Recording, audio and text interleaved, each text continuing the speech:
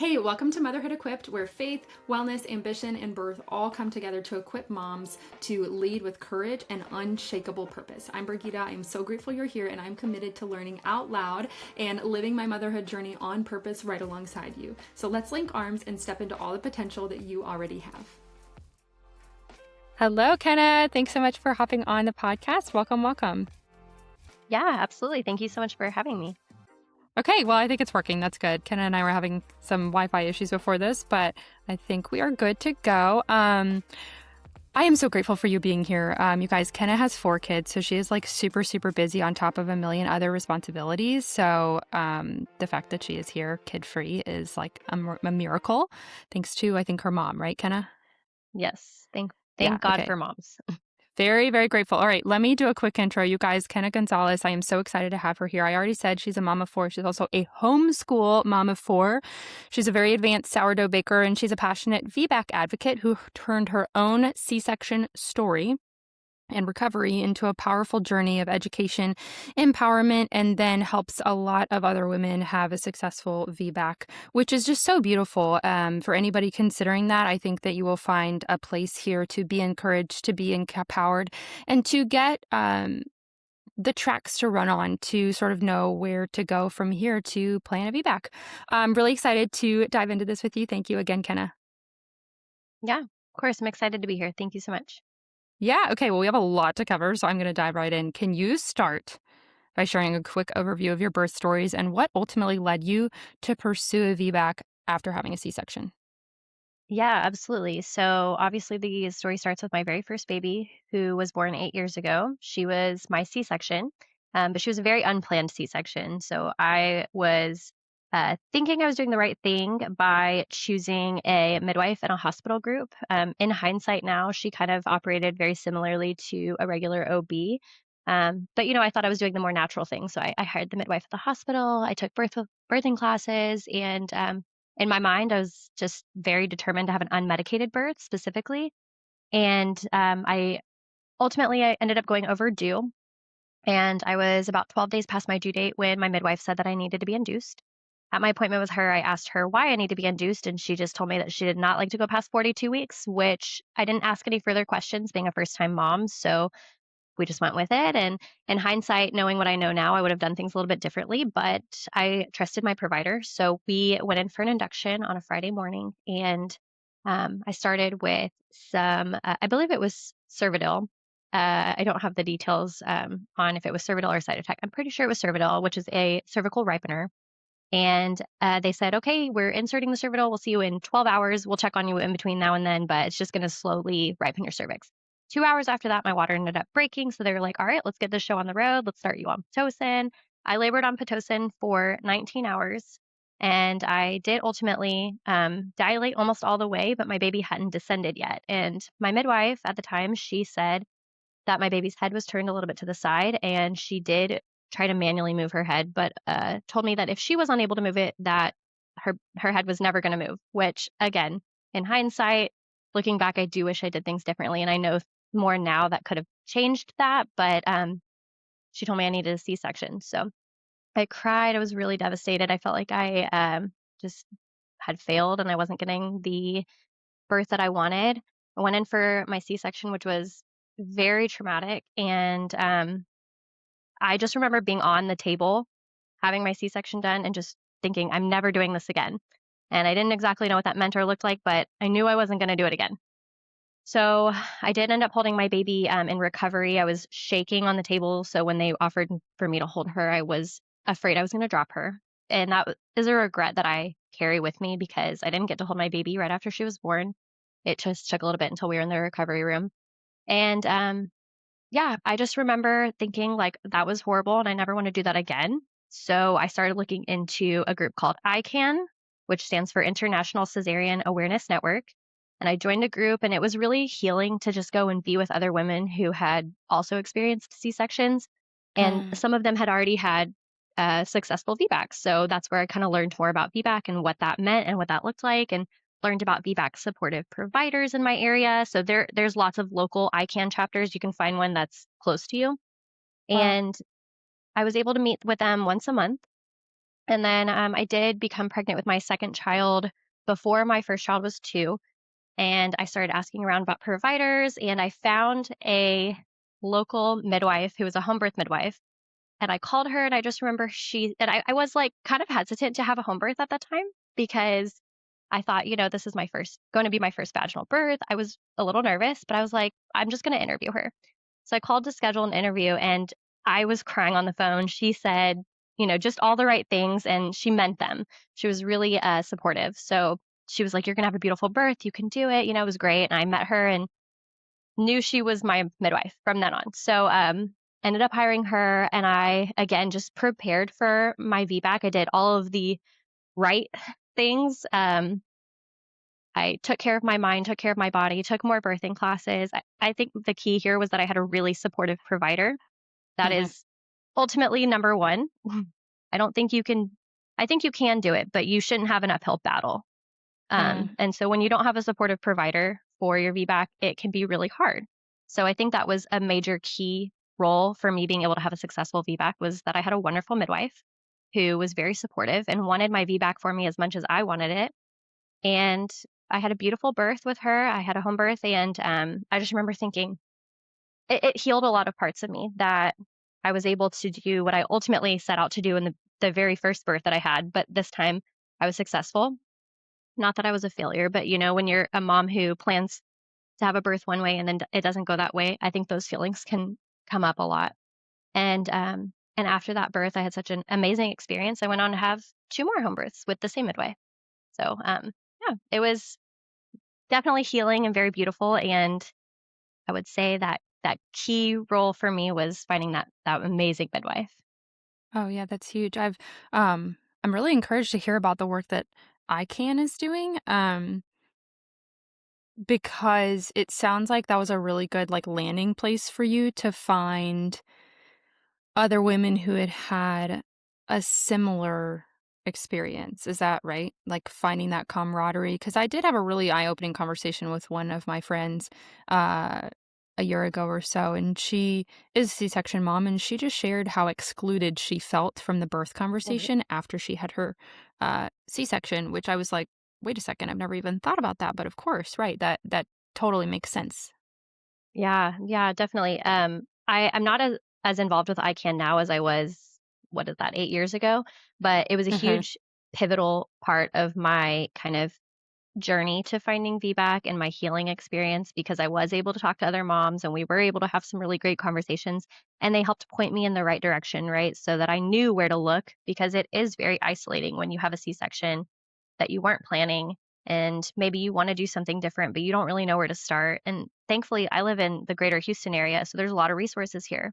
There's not always going to be as many resources in every city that every woman lives in, which is why I'm kind of mhm, passionate about spreading the word online because, again, like you said, it can be very isolating and you just don't know where to start.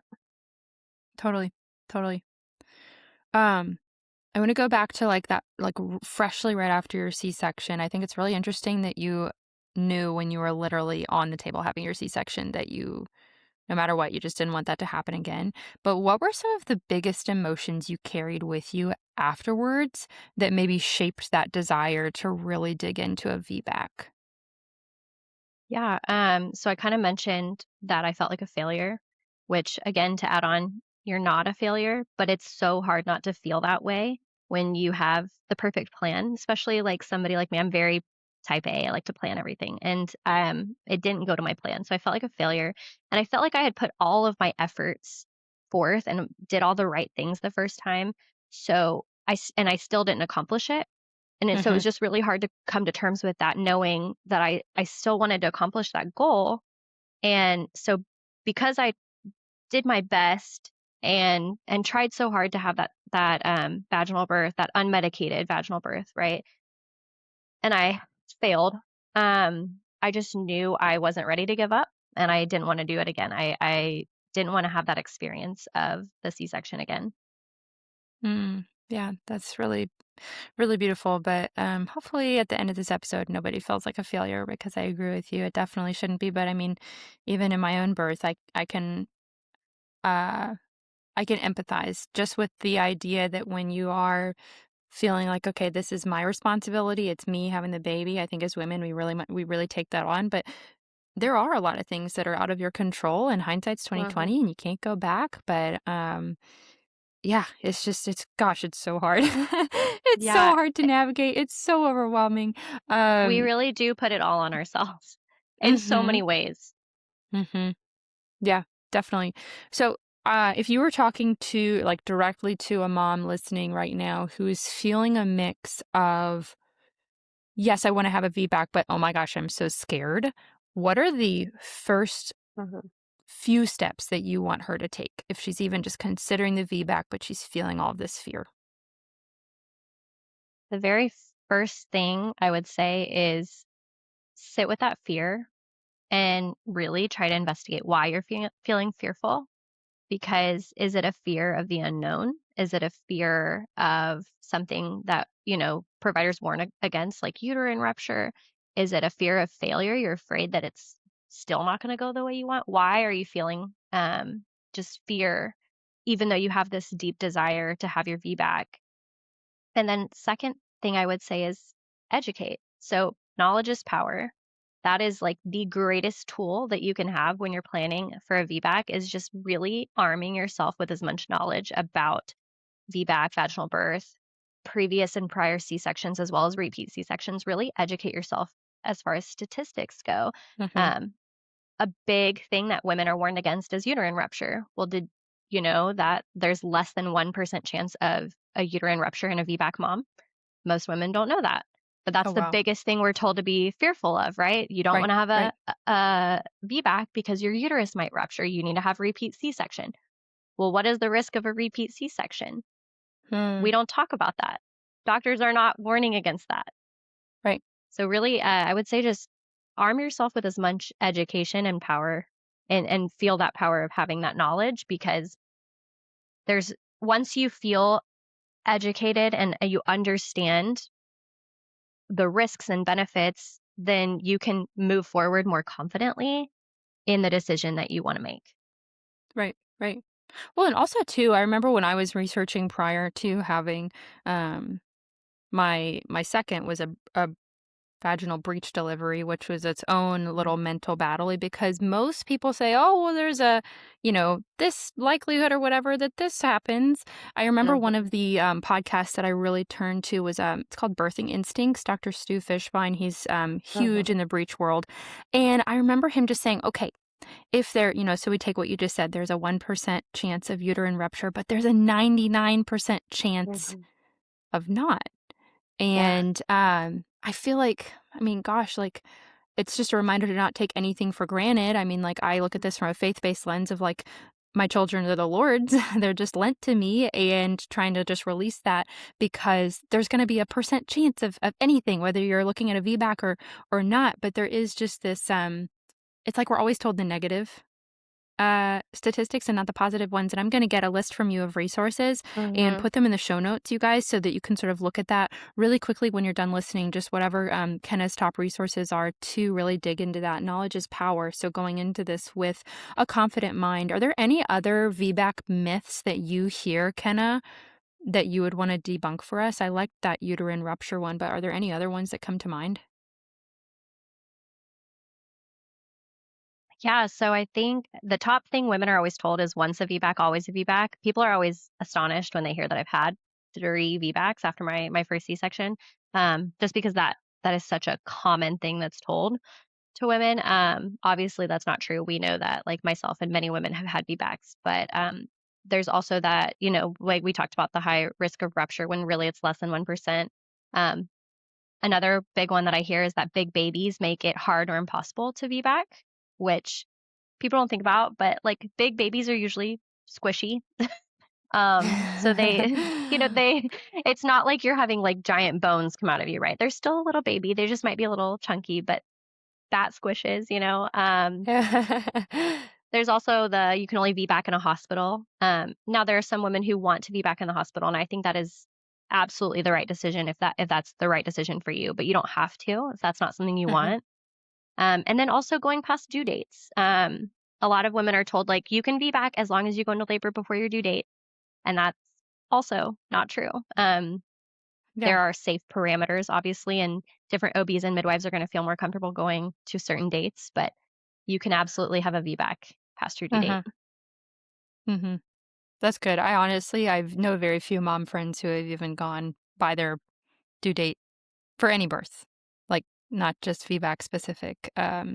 Pretty much all my friends have gone past their due date, uh, in some capacity. But, okay, that's super, super good. So, how would a mom know if she is a potential candidate for a VBAC? Like, are there any things that you would consider a misconception around eligibility? Because I'm sure there are just still more like, oh, well, what if this? What if that? What if this? Are there any other misconceptions that you can think of around eligibility that you've seen? I don't wanna get too hung up in specific medical conditions just because I'm not a medical provider, but I will say that in Totally. reality, most women are going to be VBAC candidates. Now, obviously, when you get closer to your due date, sometimes things get a little tricky. Maybe your blood sugar can be out of control if you have gestational diabetes, or maybe you have preeclampsia. Some of these are not necessarily indicators for repeat C-section, though, depending on how bad or severe your condition is. Sometimes they're just an indication for an induction. So I would definitely talk through specific things like that with your provider. But truthfully, most women are good candidates for VBAC. I would say the one thing that comes to mind that is the most tricky that is very rare, but there's two different types of C-section scars. There's a low transverse, which is like the low, like sideways scar at the bottom of your belly. That is the most ideal scar for a VBAC. Some women, maybe if it was an emergency or it was an old school doctor, they might have the classical incision, which it goes vertically. And I do believe that that makes it a higher risk for a VBAC. So definitely not impossible, but you just might have to have the right provider Mm, to kind of navigate that. interesting. Wow, I had no idea about that. That's super, super interesting. Okay, so I keep on hearing you come up, say, like, it really depends on your provider. Make sure you have a supportive provider. Uh, what questions should a mom be asking potential providers? Because obviously you were able to find one for your VBAC that you were very, very confident in. What are some questions that we should be asking potential providers when interviewing them specifically to gauge whether or not they are VBAC supportive to navigate all of these things alongside of us? Yeah, I actually have so many, and I have a downloadable PDF for free that we can share in the show notes with a lot of questions that I have for Oh, awesome. providers when interviewing. But I'll go ahead and give you a few that come to mind. Um, Number one, what is their philosophy on a planned feedback? That simple question, you'll get a lot out of your provider for. They may say certain things that are certain red flags, and we can go over that too as well. But I think just having an understanding of their general idea and what they believe about VBAC, is really helpful. I would ask them about post dates, which is just going over your due date. What is their philosophy on, again, the suspected big babies? Do they think you can be back with a big baby? Um, what is your personal C-section rate as well as the hospital rate? I think this one is very important because that's going to give you a pretty good snapshot of how they're operating as a whole. How do you handle water being broken when approaching or passing 24-hour mark? Because a lot of hospitals Mhm. have a policy of not going past 24 hours, and you may find that some midwives feel a little bit more flexibility and uh, a little bit more comfort having some flexibility on that 24-hour mark. Maybe some feel okay going 48 hours. I know that sounds a little odd whenever you are used to hearing the 24, but uh, different providers have different comfort levels. And then going back to your birth, do you support breech birth?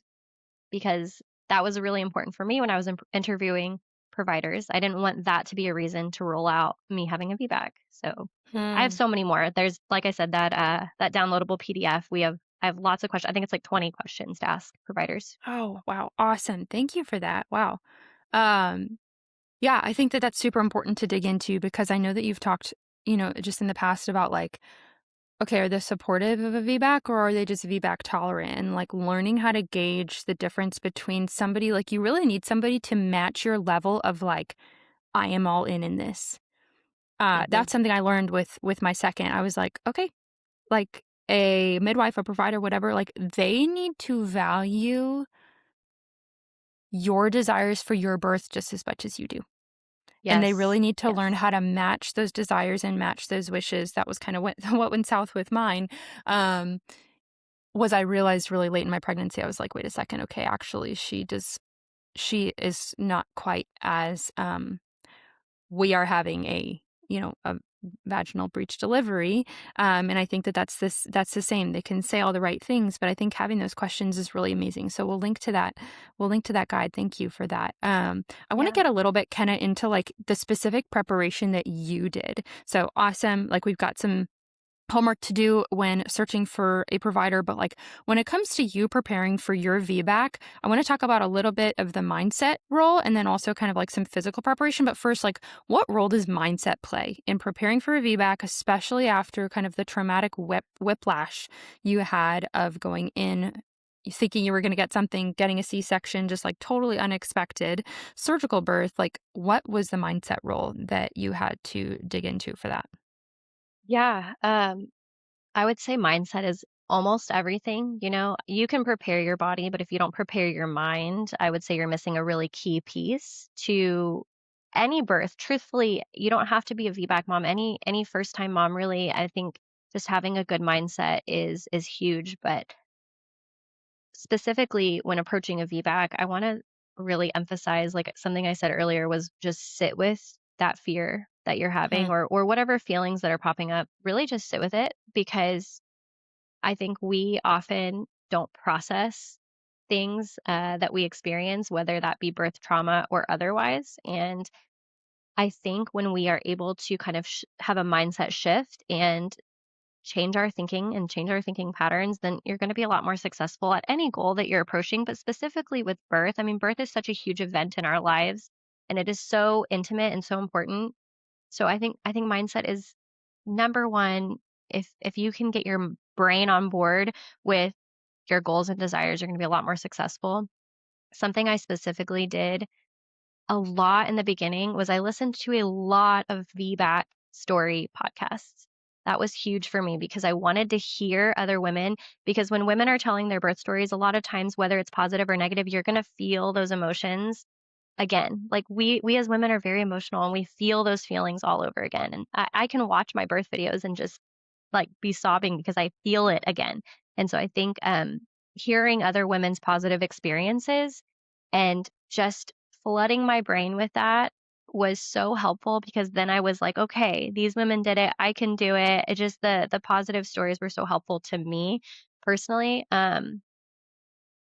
Yeah, I think just rewiring your thinking, totally just flooding your brain with the positive is so helpful for me. And Hmm. then also I did a lot of birthing classes. I took ones with my first baby. I did a birth boot camp class, but then I did a hypnobirthing class with my first VBAC, and that was held by my midwife. And I mean, she was great. I think hypnobirthing is not going to be for everyone, but if you can find a class that kind of aligns with your mind and what your goals are, then yeah, definitely dive into that. That's awesome. Wow. Yeah, it definitely plays a huge role, I can tell just from what you've shared. What about like some physical or I guess you just shared some of the educational preparations, but were there any like specific exercises you really leaned into or like a type of workout that helped you feel like you were making an impact towards, just getting ready or not at all? So there are a lot of like specific things I could tell you. I'm really grateful because I had a midwife who it it was very important to her, the physical and the eating piece, like, things that are not talked about in doctor's offices, like, she was pushing 100 grams of protein a day, she wanted to make sure I was doing my squats, doing my walking, and, like I said, for my first feedback, I was like, "I'm gonna do everything right, like, to the best of my ability," right? Um, because I wanted to give myself the best chance at VBAC, and so, Wow. thankfully, my provider was educating me at every appointment and talking about eating your protein and making sure that you are exercising every day, but I'm gonna say the best exercise is the one that you're gonna do, because if you're not Mm, willing to squat during your pregnancy, and then it's between squatting and not exercising at all, and you're not exercising, then go walk. Like, whatever you're willing to do, whatever brings you joy, yeah. whatever is comfortable for you. I mean, stretch if or do yoga, whatever is comfortable to you. I'd say the best one is the one that you're willing to do.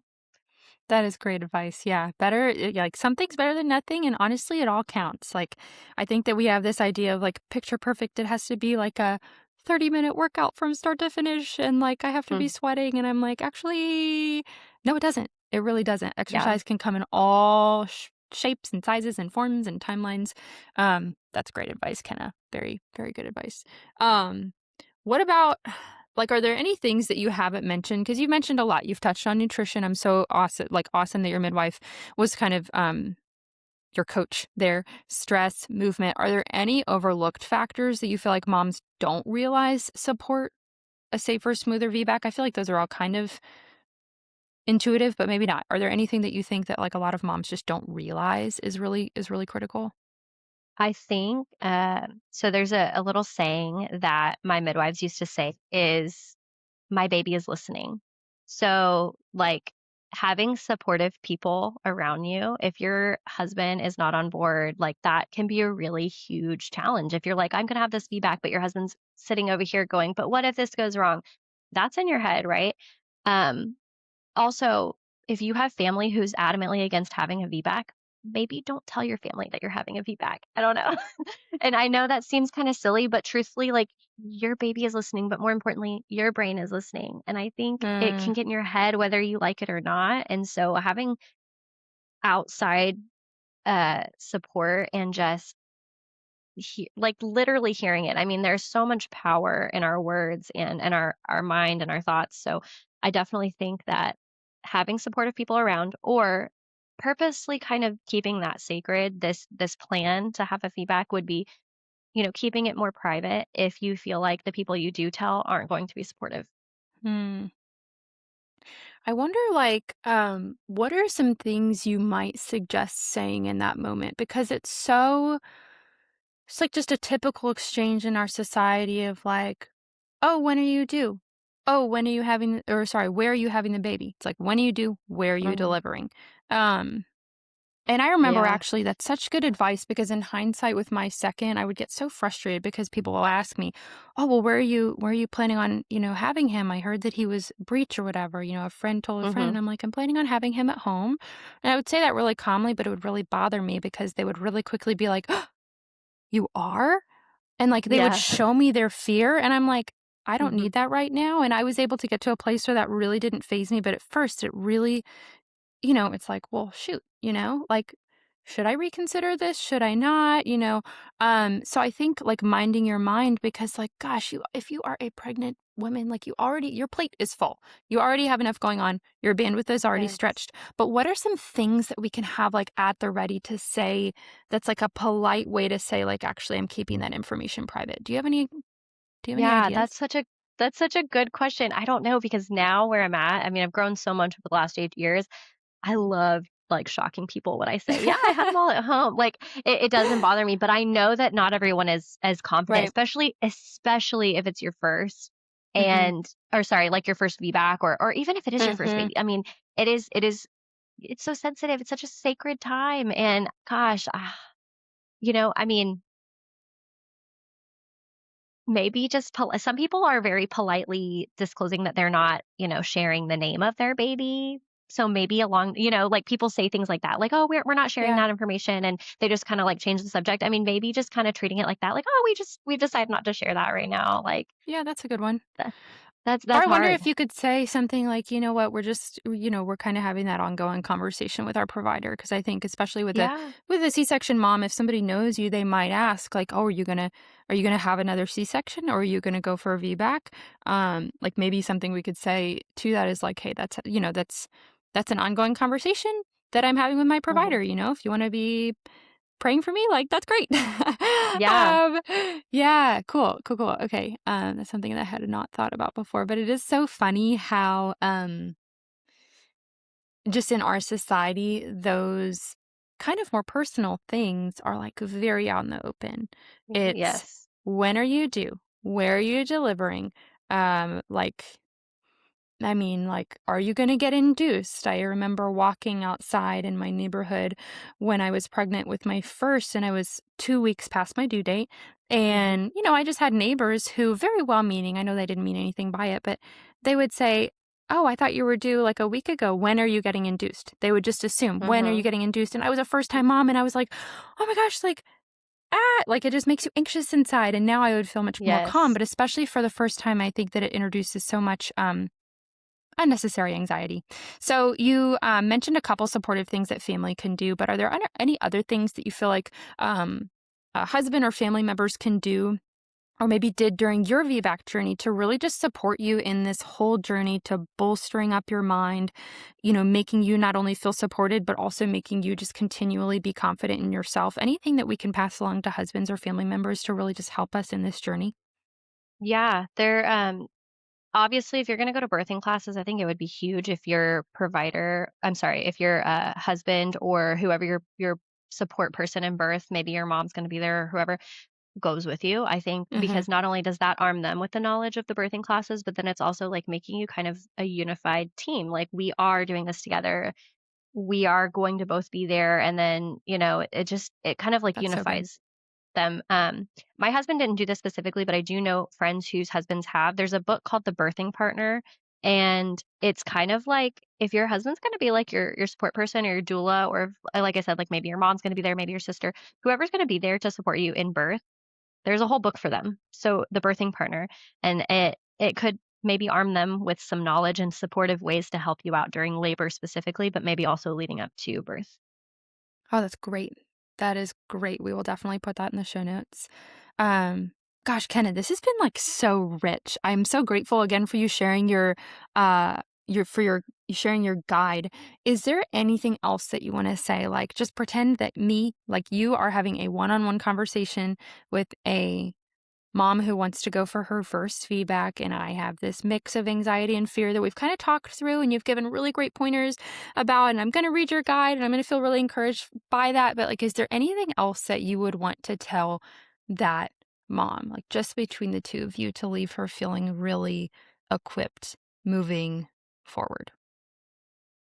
I think before I was able to accomplish my first VBAC, it was almost like a fairy tale. Like it just didn't exist in my head until it was something that was really tangible. And I just want to encourage the mom that is planning her VBAC that you can do it.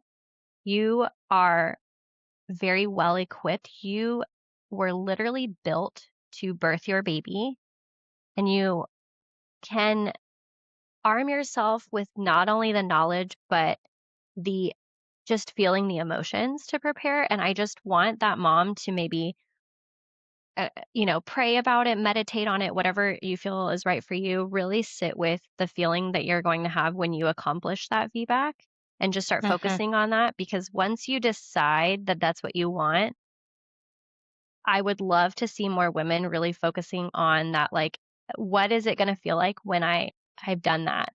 And even I would Mm. say go as far as to write out your birth as if it's already happened. Write out exactly what you want, talk about labor, talk about delivery, how did you feel when your baby was placed on your chest? Like, what did that feel like? So you can start eliciting those emotions. This last birth I wrote out my birth. It was my 3rd VBAC, but I was like, "I want my birth to go a certain way," and I just wrote it down exactly how I wanted it to so that I could kind of meditate on that, pray about that, really feel what it was gonna feel like to kinda sorta finish, like to, like, hit the finish line, and I know there's a lot of discouragement in this world that tells moms that we can't, or there's all these obstacles, or there's all these reasons why that you can't do what you wanna do, or look at all the people like to say all their negative opinions. People love to share negative opinions, but try really hard to shut that out and focus on the end goal that you want, and what does that feel like? That is so beautiful. Wow. What is it? Where there is no vision, the people will perish. That's what that makes me think of, just how important it is to visualize and to really allow yourself to step into that kind of daydream planning space that already takes courage. And you're just sort of like feeding that courage right to your baby, saying, we're going to do this. We're going to get it done. That is so beautiful. Kenna, where can we connect with you and follow along with your beautiful, amazing family, your super woman homeschooling, all of that jazz? Yeah, the best place to find me is on Instagram. I am just at Kenna Gonzales. That's KennaGonzales. And I will have everything linked in my bio, but I do have my 20 questions to ask providers and my guide on Etsy. But again, those are linked in my bio. Awesome. Wow. Thank you so much for your time, for your wisdom, your encouragement, all of the above. I'm so grateful. You guys definitely connect with her, reach out if you have questions, follow her for inspiration. She's just like a beautiful soul to get to know. And then definitely check out the show notes for all the resources that she has suggested. Kenna, thank you so much. Thank you so much for having me. Thanks so much for listening to Motherhood Equipped. Remember, you don't have to have it all together. You just have to be willing to bet on yourself and then trust the Lord every step of the way, walking boldly in the purpose He has for you. I remember very vividly searching for my first podcast related to motherhood when I was in the depths of postpartum after having my first, and I would have never found the encouragement I needed had the podcast I found not had enough reviews to show up in my feed when I searched. So I'd love to ask if you would pass this gift along to another mom needing encouragement and leave us a review so that we show up in other people's feeds, and also just share this with one friend who comes to mind. Thanks so much.